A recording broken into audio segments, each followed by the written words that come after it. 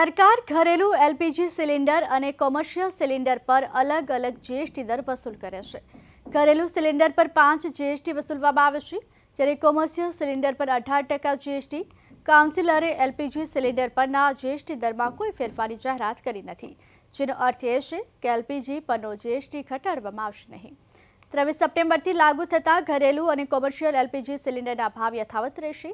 આમાં કોઈ ફેરફાર થશે નહીં। કોમર્શિયલ એલપીજી પર 18% જીએસટી લાદવામાં આવ્યું છે, કારણ કે આ સિલિન્ડરનો ઉપયોગ વ્યાપારી સિલિન્ડરોથી વિપરીત હોટલ અને રેસ્ટોરન્ટ જેવા વ્યવસાય માટે થાય છે। 3 સપ્ટેમ્બરના રોજ યોજાયેલી જીએસટી કાઉન્સિલની બેઠકમાં ઘણા મોટા નિર્ણયોની મંજૂરી આપવામાં આવી હતી। નાણામંત્રી નિર્મલા સીતારમણના નેતૃત્વમાં જીએસટી કાઉન્સિલનો નિર્ણય 2017માં જીએસટી લાગુ થયા પછીનો સૌથી મોટો ફેરફાર હતો। કાઉન્સિલે દૈનિક આવશ્યક ચીજવસ્તુઓ અને આરોગ્ય સંભાળ ઉત્પાદનોની લઈ શૈક્ષણિક સામગ્રી, ઇલેક્ટ્રોનિક્સ, કૃષિ સાધનો, વીમા અને ઓટોમોબાઈલ સુધીની વસ્તુઓ પર જીએસટી દર ઘટાડ્યો હતો।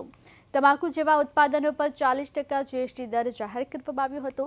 આ વખતે આ યાદીમાં ઠંડા પીણાનો પણ સમાવેશ કરવામાં આવ્યો છે। સુપર લક્ઝરી કાર પરનો જીએસટી દર પણ વધારી 40% કરવામાં આવ્યો છે। આવા જ બીજા વિડીયો માટે જોડાયેલા રહો પ્રદેશ 24 ગુજરાતીના ડિજિટલ પ્લેટફોર્મ સાથે।